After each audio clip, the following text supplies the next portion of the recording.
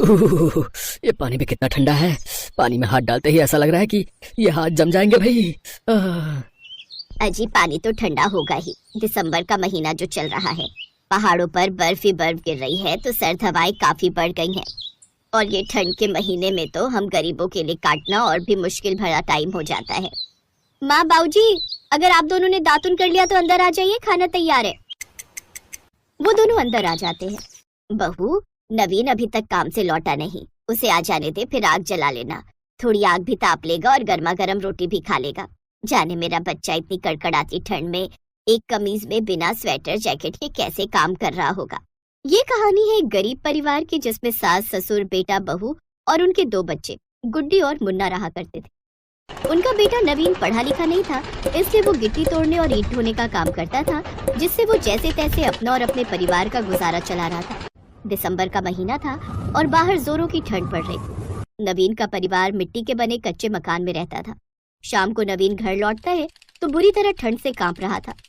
ओह अनीता, जल्दी से चूल्हा जला दे, आज तो गजब की ठंड है। देख तो कैसे कांप रहा है।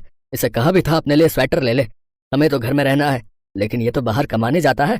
खरीद लूंगा बाबूजी, वो भी खरीद लूंगा, लेकिन अभी तो काम मंदा है, इस वक्त तो खाने पीने को मिल जाए वही काफी है। अनीता ने जल्दी से चूल्हे में आग जलाई, जिसकी तपन से नवीन को थोड़ी गर्माहट मिली। खाना खाने के बाद वो सब रात को एक ही रजाई के अंदर सो गए, क्योंकि उनके पास ओढ़ने को वही एक रजाई थी जो कई साल पुरानी थी। एकदम से ठंड काफी बढ़ गई है, ऊपर से ये रजाई भी काफी पुरानी हो गई है। लगता है इस बार नई रजाई लेनी ही पड़ेगी। हाँ माँ, इस रजाई में हमें भी ठंड लगती है, आप हमारे लिए नई रजाई ले आओ ना। ये सुनकर नवीन और अनीता की आंखें भर आती हैं, क्योंकि वो उन्हें कैसे बताते कि उस वक्त वो 2 वक्त की रोटी भी बड़ी मुश्किल से खा पा रहे थे। ऐसे ही जैसे तैसे उनके दिन कट रहे थे। एक रोज किसी ने सुबह सुबह उनका दरवाजा खटखटाया। अरे बहू, इतनी सुबह सुबह कौन दरवाजा खटखटा रहा है, जा जाकर देख तो। अनीता जैसे ही दरवाजा खोलती है, सामने उसके मामा मामी खड़े थे। अरे ये अचानक यहाँ क्यों चले आए?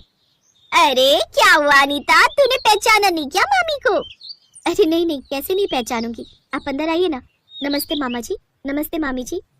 अनीता के मामा मामी जैसे ही घर के अंदर आते हैं तो उसके गरीब ससुराल को देखकर नाक सिकोड़ते हैं। ये चीची ने भी ना जाने किस घर में अनीता का ब्याह कर दिया है। उसकी ये बात उसके गरीब सास ससुर सुन लेते हैं, लेकिन वो उनसे कुछ नहीं कहते। बहन जी, आप बहू के रिश्तेदार हैं तो इस नाते हम समधी समधन हुए, आइए गले लग जाइए। नहीं नहीं नहीं नहीं, वो मुझे गले लगना पसंद नहीं। ये सुनकर सास चुप हो गई। तभी नवीन ने बात पलटते हुए कहा, वैसे मामा जी कैसे आना हुआ? मेरा मतलब है आने की कोई खबर नहीं दी, फोन कर देते तो लेने आ जाता।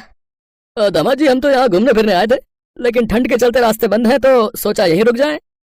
ये ठीक किया आपने, ये भी आपका अपना ही घर है। अनीता अपने गरीब ससुराल के हालातों को अच्छे से समझती थी। वो ये भी जानती थी कि उसके गरीब ससुराल में एक ही रजाई है। ऐसे में यूं अचानक मेहमान का चले आना उनकी परेशानी बढ़ा देगा। फिर अनीता ने सबके लिए दाल रोटी बनाई, जिसे खाने के बाद रोहन बोला, मम्मी मुझे नींद आ रही है। बहू, सब काम छोड़कर पहले मेहमानों के लिए बिछौना लगा दे। जी माँ जी।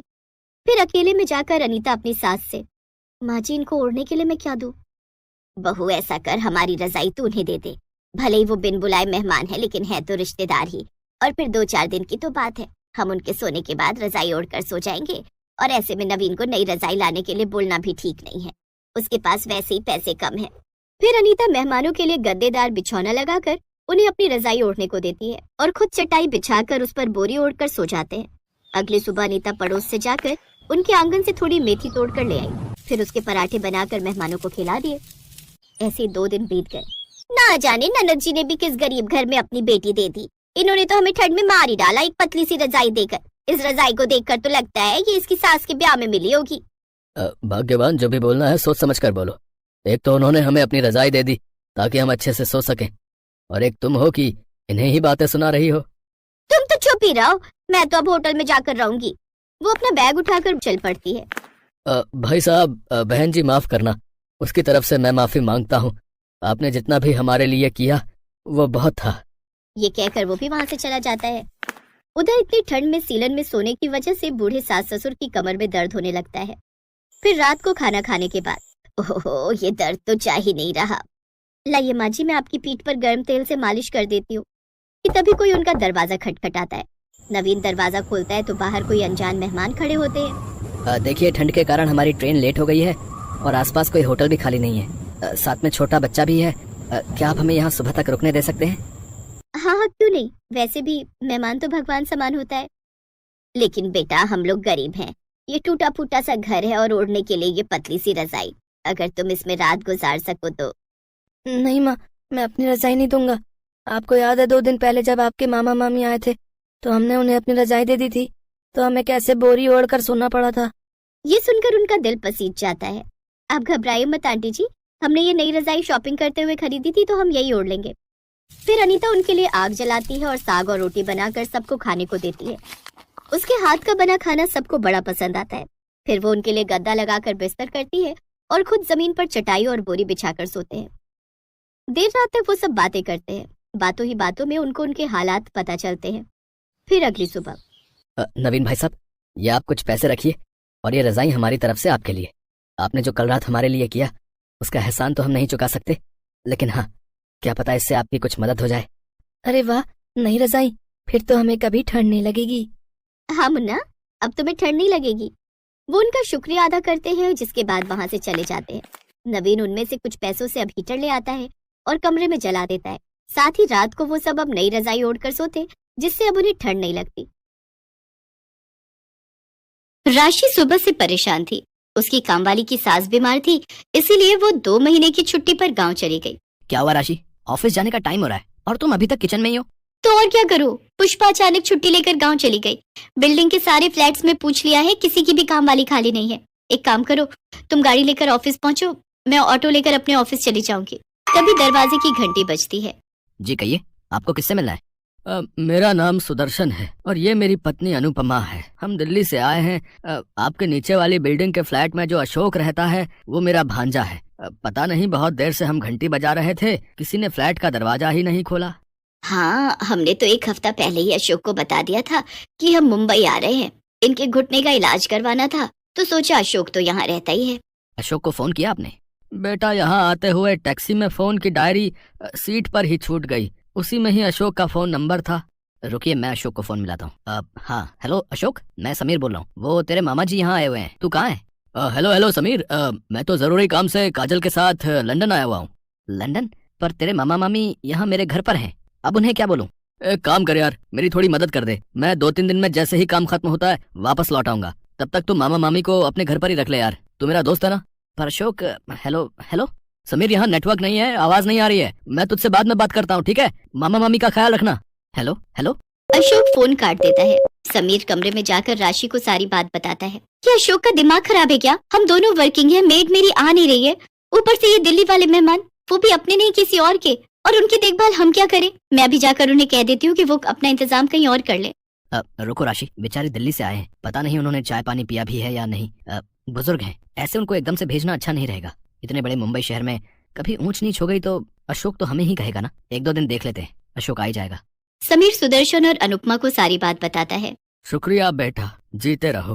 अंकल जी, आंटी जी, मैं ऑफिस जा रही हूँ। आप पीछे से कुछ भी आपको खाना हो फ्रिज में रखा हुआ है, आप ले लीजिएगा। हाँ हाँ बेटी, तुम आराम से अपने काम पर जाओ, हमें जो चाहिए होगा हम ले लेंगे। समीर और राशि अपने अपने ऑफिस चले जाते हैं।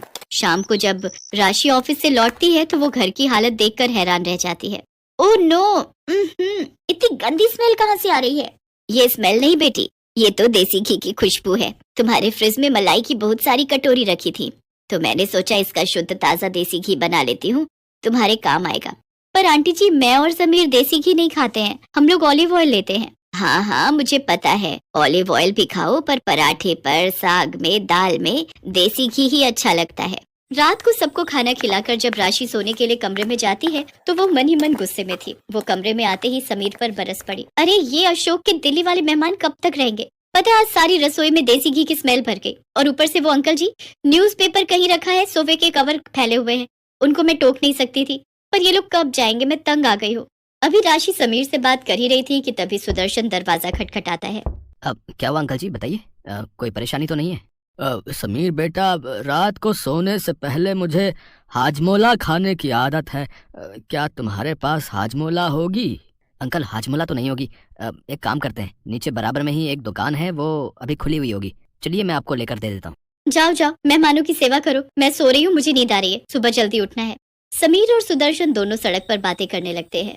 अशोक छोटा सा था जब उसकी माँ यानी कि मेरी बहन का स्वर्गवास हो गया और 2 साल पहले जीजा जी भी गुजर गए। अशोक बचपन में हमारे घर ही आकर रहता था। उसका अपनी मामी से बहुत प्यार रहा है, तभी तो हम बेझिझक उसके पास चले आए।